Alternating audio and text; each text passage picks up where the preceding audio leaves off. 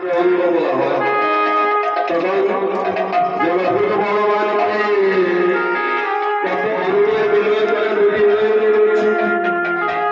হে ভগবান, জগৎ দর্শন করব, সর্বজীবে তুমি আছো তা দর্শন করব। তাই তুমি দুটি নয়ন আমাকে দাও। এইরকম করে করে প্রতিটা অঙ্গ আমরা নিয়ে এসেছি।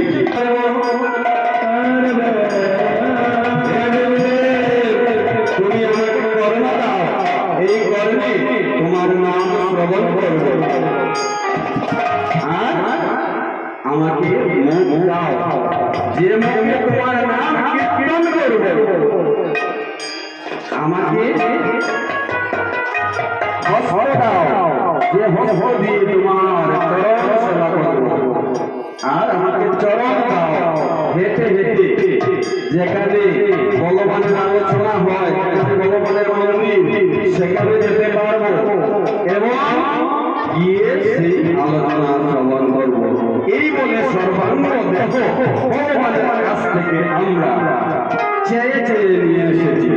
আর ভগবানকে বলেছি এই দেহটা তোমার সেবায় আমি ব্যবহার করব। কিন্তু এসে সব ভুলে জীবের আয়ু অন্যগত প্রাণ অন্যের জন্য করতে হয়।